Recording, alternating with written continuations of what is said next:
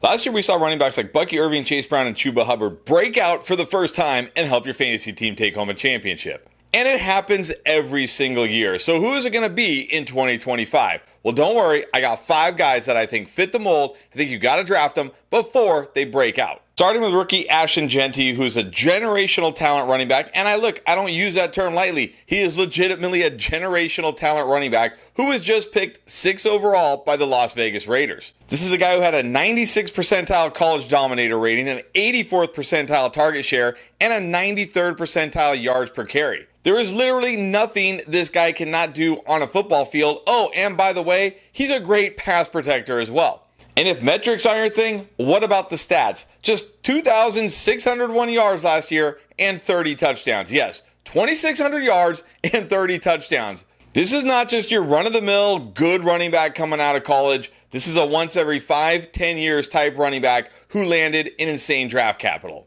And I also love the situation here because when you look at the depth chart, there's not really much behind him. We got Raheem Mostert, who's well over 30 now, looked like dust last year. I'm not worried about him at all. Sincere McCormick, sure, he looked good for like a minute or two last year, but let's not act like Sincere McCormick is any threat to Ashton Jeanty. And then you have Zamir White. I don't think we need to say anything about Zamir White.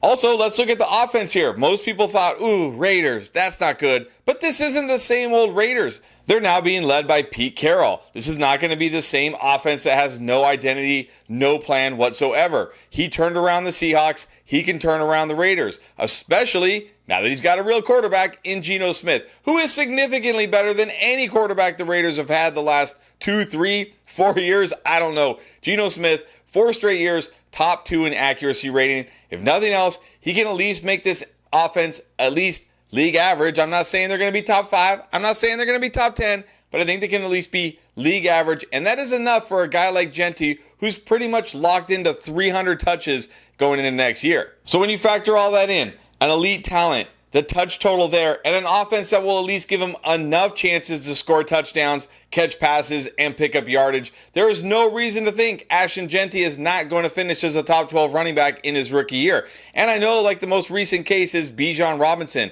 And Bijan Robinson did not live up to expectations as a rookie. But remember, Tyler Algier was coming off a 1,000-yard season. The Raiders don't have anybody like that. It's going to be the Ashton Jeanty show in a good enough offense. Jeanty, for me, definitely has a chance to be a top 12 running back in 2025 and break out for your fantasy team.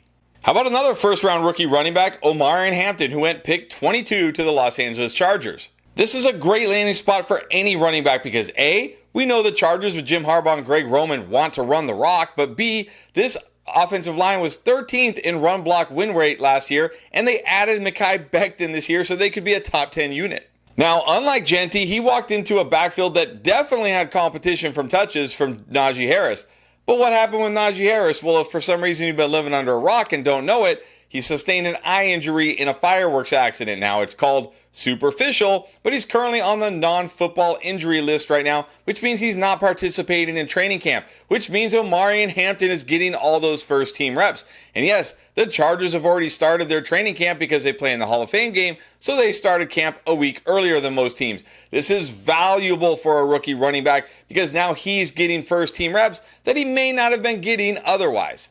And while he's not quite the prospect of Jeanty, he's still an incredible prospect in his own right. He had a 90th percentile college dominator rating, an 85th percentile target share, and a 94th percentile speed score.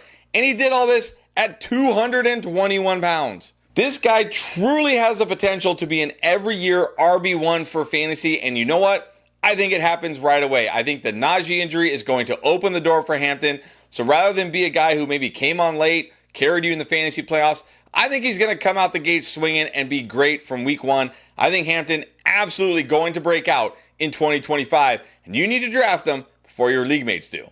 If you're itching to draft fantasy teams right now, don't wait. Underdog Fantasy has live drafts running all offseason with fun, unique formats, including their flagship Best Ball Mania 6, which will make multiple millionaires in 2025. Plus, pick'ems are already live for week 1. Just head to UnderdogFantasy.com, sign up with promo code ENDGAME, and they'll match your deposit up to $1,000 in bonus funds, plus toss in a free gimme pick. All right, let's give the vets some love, and I absolutely love Kenneth Walker heading into 2025 because I love what his new offensive coordinator, Clint Kubiak, does for running backs. This guy is gold for fantasy running backs. You look at it since 2021, only Christian McCaffrey has scored more fantasy points per opportunity among running backs than whoever Clint Kubiak's RB1 has been. And in the 2 years in New Orleans, he kind of revived Alvin Kamara, especially in the receiving game. Now he gets Kenneth Walker, who is still a very young running back, one of the most explosive running backs, and a very good running back. Last year, Walker posted a 40% evaded tackle rate, which was number one among all running backs by a mile.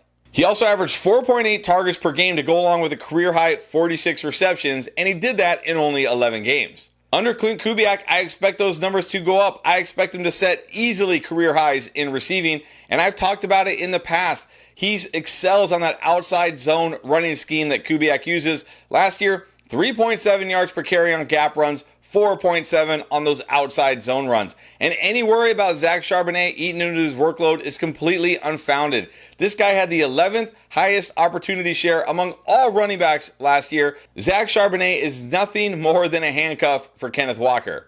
So again, you're looking at a running back who's explosive. He can hit a home run at any time. He could be a major part in the receiving game. He's got touchdown upside, and he's got little to no competition for touches, and he's got an offensive coordinator that turns fantasy running backs into absolute gold. Kenneth Walker is set to smash in 2025, finally break out, be that league-winning running back we've been waiting for. Now, it might be hard to envision DeAndre Swift breaking out and being that league-winning running back because it's been a while since we've wanted that and expected that, but I think 2025 might finally be the year. Last year, he had the 7th highest opportunity share among all running backs and the 13th highest weighted opportunity share among all running backs. He also finished 10th among all running backs in carries and 15th in targets. In other words, he got tons of opportunity, he just got it in legitimately, arguably, the worst offense in the entire NFL. But now he gets Ben Johnson, who turned the Lions into an offensive juggernaut, and he knows DeAndre Swift's skill set. And while a lot of people are saying, well, who's going to be in that Montgomery role? Is it going to be Rashawn Johnson? Is it going to be rookie Kyle Monangai? I'm here to tell you, I don't think it's going to be either. I don't think the Montgomery role was a role that Ben Johnson just has. Montgomery is just a good enough running back that he earned his touches and he earned his role. These guys aren't. Now, granted, DeAndre Swift, we can't say he's an elite running back at this point of his career, but he's better than both of those guys. I think he's going to be the one getting most or all the volume in this offense. And speaking of the offense, this should be a much, much improved offense with Ben Johnson. He should get the best out of Caleb Williams this year, so we should see significantly more scoring opportunities for DeAndre Swift. Speaking of much improved, what about the offensive line?